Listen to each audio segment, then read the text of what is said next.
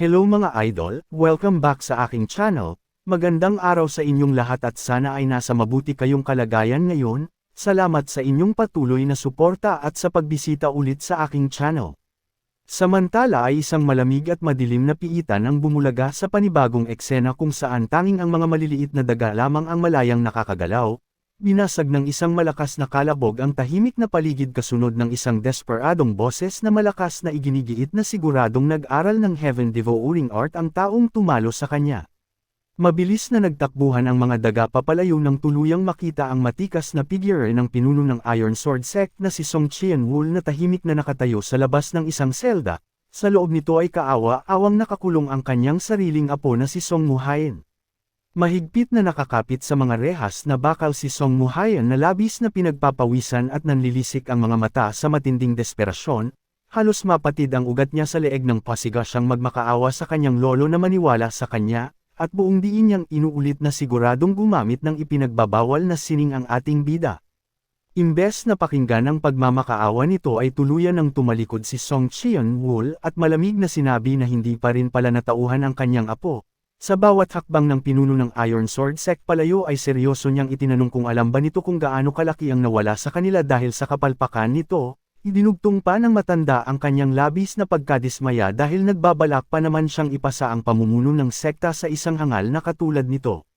Patuloy sa pagmamakaawa si Song Muhayan mula sa loob ng selda at desperadong nakiusap na pakinggan siya, ngunit hindi na nag-abala pa ang kanyang lolo na lumingon pabalik.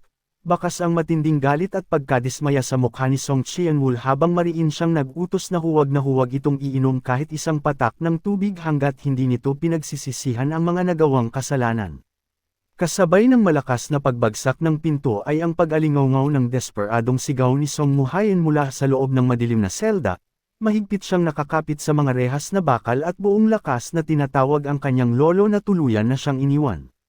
Samantala sa isang malaki at tahimik na gusali ay muling bumalik ang eksena sa loob ng silid kung saan kasalukuyang nagpapahinga ang ating bida. Kalmadong nakaupo si Zug So Mayong sa isang mesa at mapanuksong itinanong kung tapos na ba ang naging maingay na palabas nito. Natigilan at naiwang walang masabi ang ating bida nang marinig ang boses ng Chief Strategist. Bakas ang matinding pagkagulat sa kanyang mukha habang nakaupo sa kama dahil hindi niya inaasahang naroon ang opisyal upang tahimik na magmasid sa kanyang ginagawa. Agad na nagmaang-maangan ang ating bida at pilit na inosenteng sumisipol habang nagtatanong kung anong palabas ang tinutukoy ng opisyal, ngunit nang makita ang malamig at blankong reaksyon ni Zug So Mayong ay mabilis niyang binura ang kanyang nakakatuwang pagpapanggap. Bahagya siyang pinagpawisan at seryosong inamin sa kanyang isipan na talagang hindi niya kayang linlangan ang matanda gamit lamang ang ganoong klaseng palusot.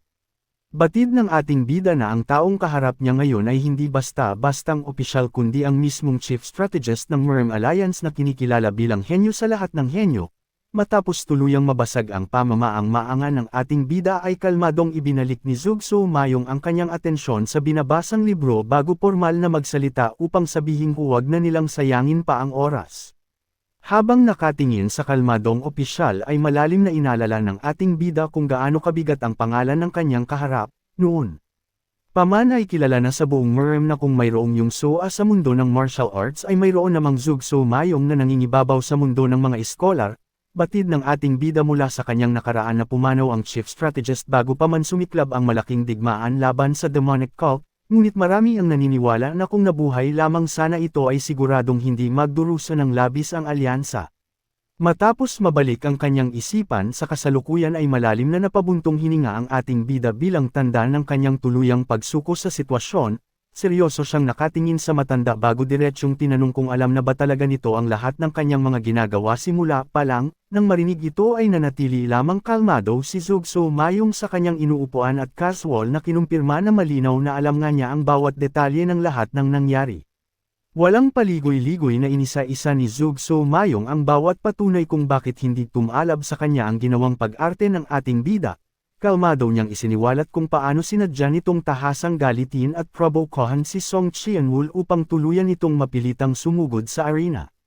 Ayon sa opisyal ay matalinong sinamantala ng ating bida ang presensya niya bilang Chief Strategist upang makaiwas sa isang aktwal na laban-laban sa pinuno ng Iron Sword Sect, At sa pamamagitan ng mapanganib na hakbang na iyon ay hindi lamang tuluyang nalinis ng ating bida ang kanyang sariling pangalan, kundi nakuha pa nito ang buong simpatiya at tiwala ng lahat ng mga nanunood. Ngunit hindi pa doon natapos ang mga matalas na obserbasyon ni Zug So-mayong, taglay ang mapanuksong tono ay idinugtong pa ng matanda na maging ang napakaraming dugo na kaawa-awang isinuka ng ating bida habang kunwaring naghihingalo ay isa rin lamang malaking panlilinlang, dahil nalaman nitong palihim lang na kinagat ng ating bida ang mismong laman sa loob ng kanyang sariling bibig upang gumawa ng peking pinsala. Matapos bitiwan ang mga salitang iyon ay dahan daw ang ibinaba ni Zug So-mayong ang hawak niyang brush sa ibabaw ng mesa, taglay ang kalmado ngunit matalas na paningin ay diretsyong tiningnan ng opisyal ang ating bida bago seryosong itanong kung kailan pa nito pinlano ang lahat ng mga kaganapang iyon. Dahil sa bigat ng presensya at tahasang pagtatanong ng chief strategist ay bahagyang nanlaki ang mga mata ng ating bida, at mababakas ang panibagong tensyon sa kanyang seryosong mukha dahil hindi niya inaasahang ganito kabilis at kalalim babasahin ng matanda ang kanyang buong plano.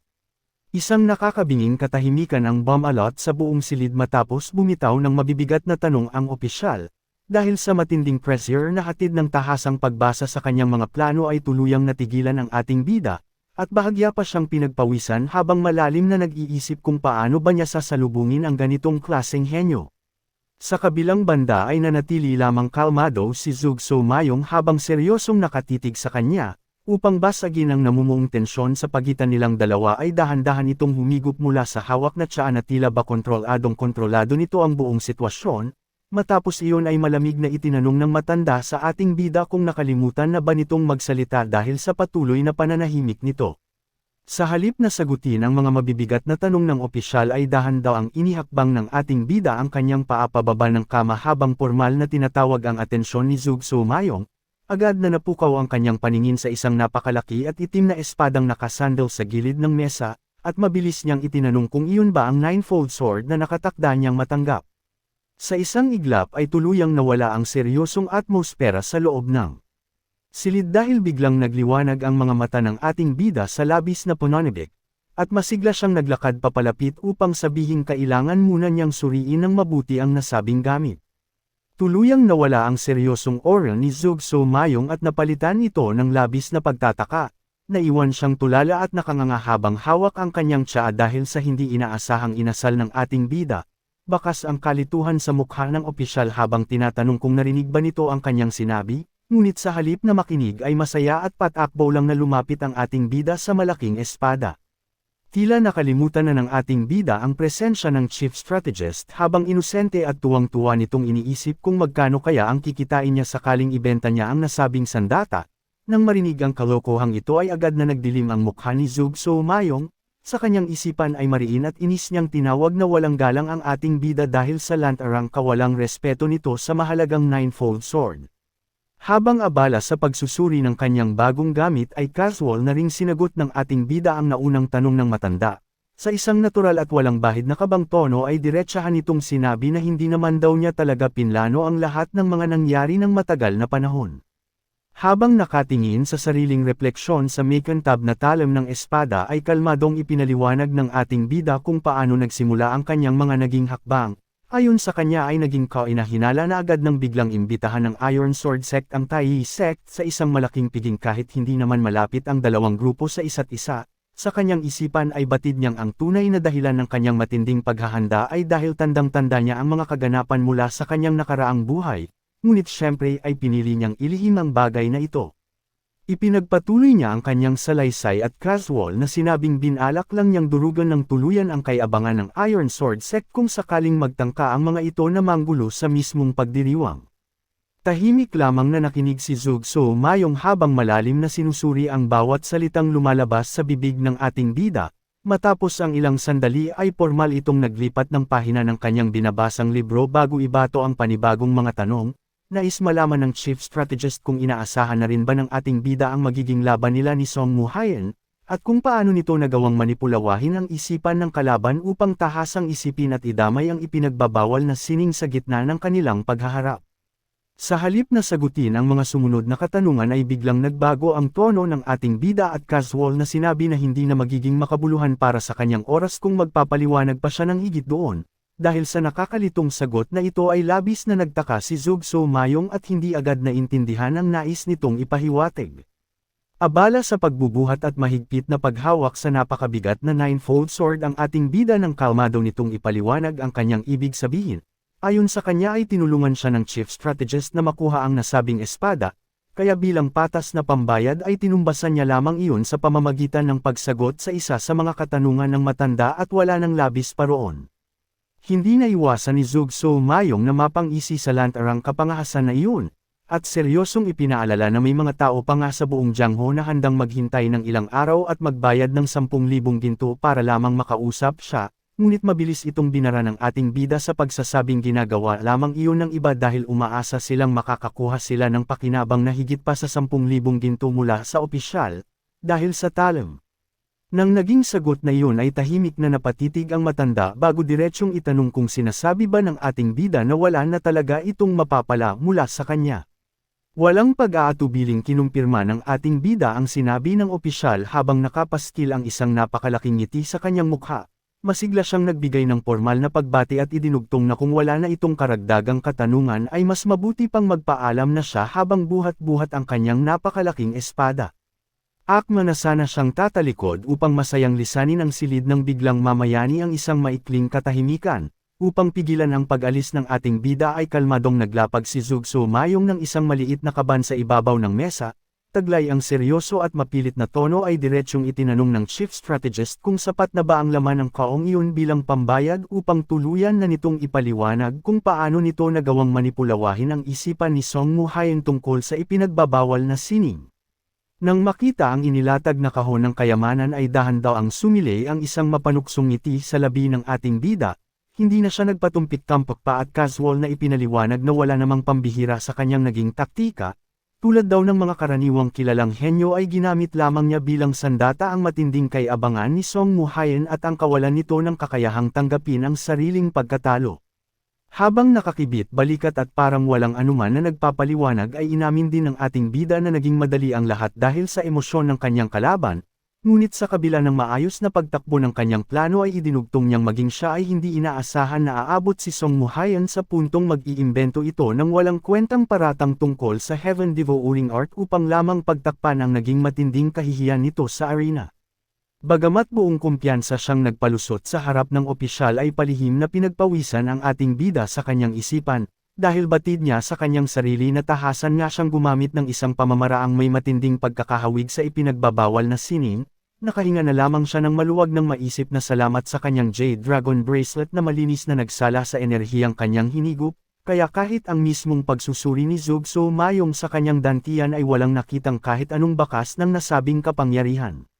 Matapos iwaksi ang lihim na kaba sa kanyang isipan ay mabilis na bumalik ang buong atensyon ng ating bida sa maliit na kaba na inilatag ng opisyal sa ibabaw ng mesa, taglay ang masiglang tono ay formal siyang nagpaalam sa matanda upang dahan-daw ang buksan at suriin kung anong klaseng yaman ang nakapaloob doon.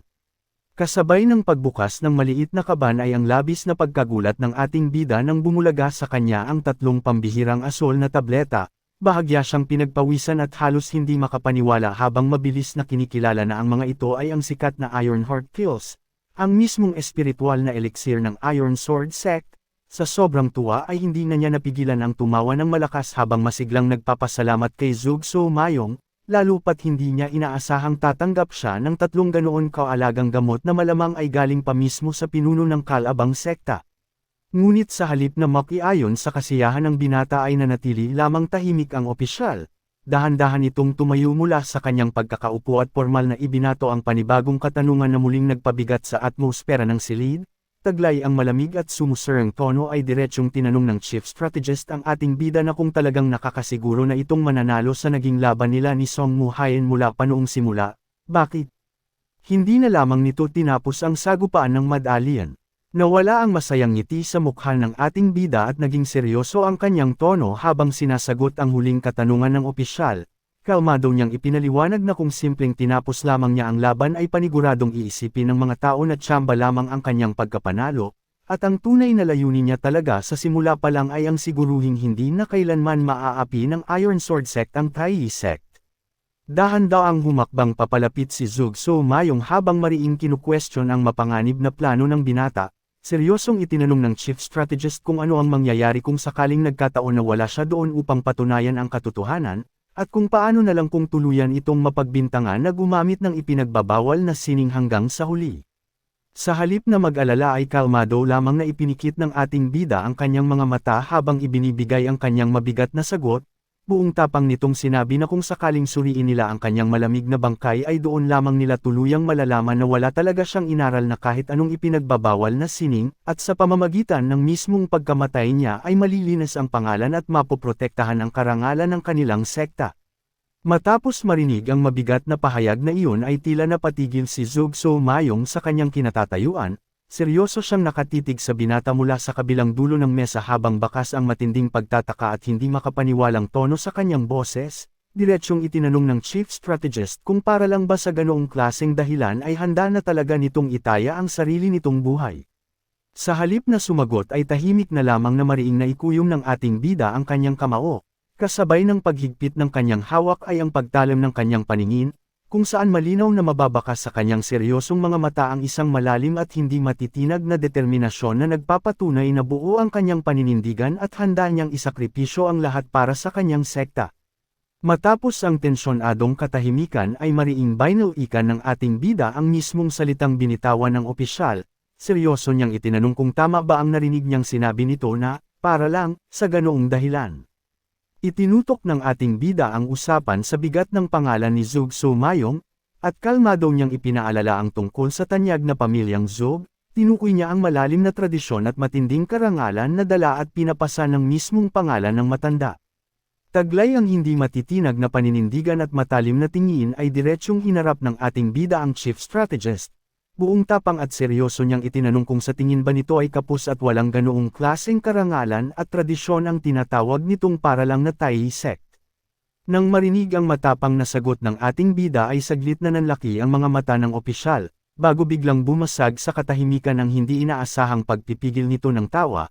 Sa isang iglap ay tuluyan ng humagalpak ng napakalakas si Zug So Mayong, at tuwang-tuwang idineklara na labis na nakakaaliw ang nangyayari at tamang-tama raw ang kanyang naging desisyon na pumanig sa binata dahil alam niyang magiging mas masaya at nakakaaliw ang kahihinatnan nito. Samantala ay naiwang gulat at naguguluhan ang ating bida sa biglaang pagbabago ng timpla ng matanda. Bahagya siyang pinagpawisan habang palihim na nagtatanong sa kanyang isipan kung ano ba ang sinasabi nitong nakakaaliw. Hanggang sa tuluyan na lang niyang tahasang isipin na isang baliw at kakaiba ang sikat na opisyal na nasa kanyang harapan. Dahil sa labis na pagkakaaliw sa mga nangyari ay nagpasya si Zug So Mayong nabigyan ng isa pang pabuya ang ating bida. Inabot ng opisyal ang isang itim na plaka na agad namang tinanggap ng nagtatakang binata habang mapanuksong sinabi ng matanda na ito ay isang espesyal na regalo.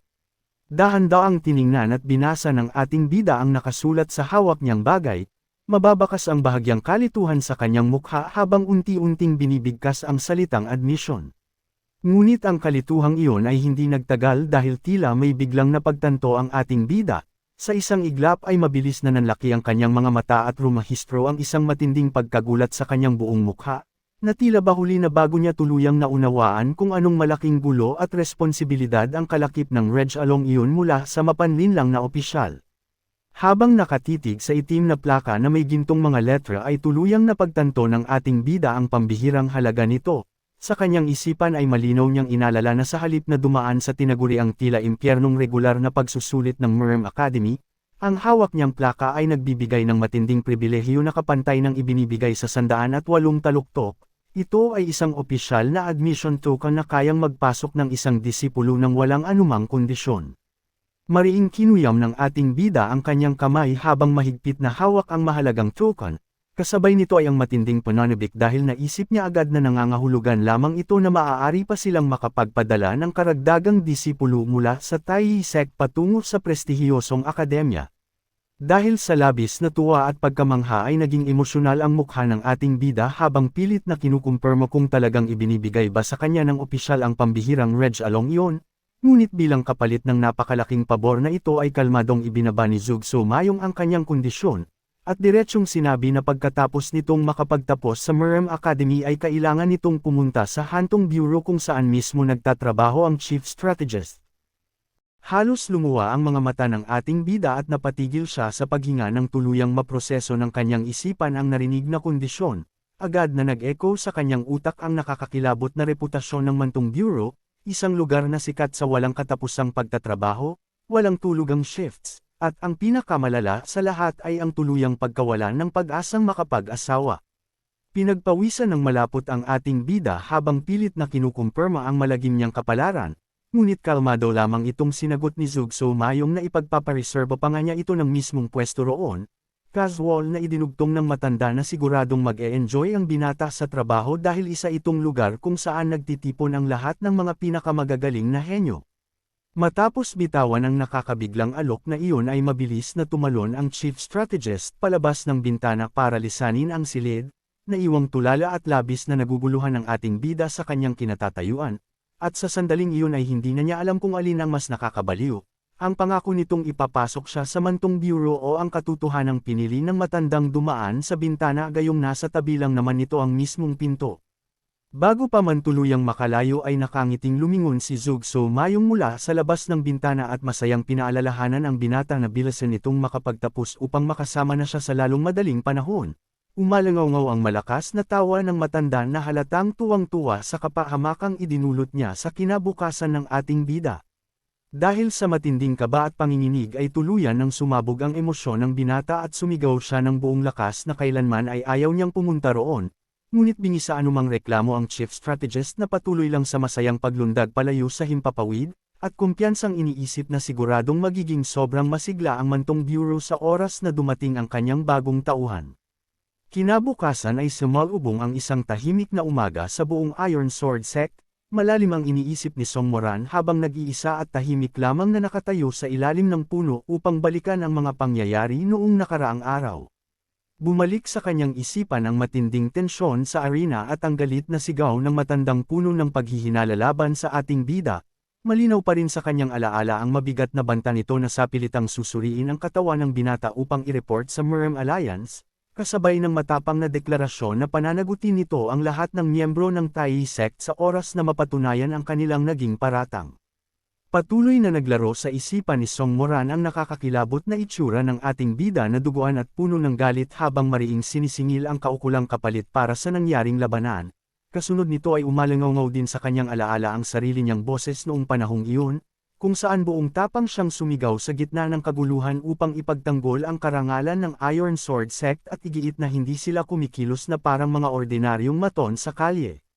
Nang tuluyang bumalik sa kasalukuyan ang kanyang diwa ay mababakas ang malalim na pagkalito sa bahagyang namumulang mukha ng dalaga, habang tahimik na nakayuko ay hindi niya maiwasang tanungin ang sariling isipan kung ano nga ba talaga ang nagtulak sa kanya upang mamagitan sa sitwasyong iyon. Sa gitna ng kanyang malalim na pag-iisip ay nagulat na lamang si Song Moran ng isang pamilyar na boses ang biglang bamulong sa kanyang tainga.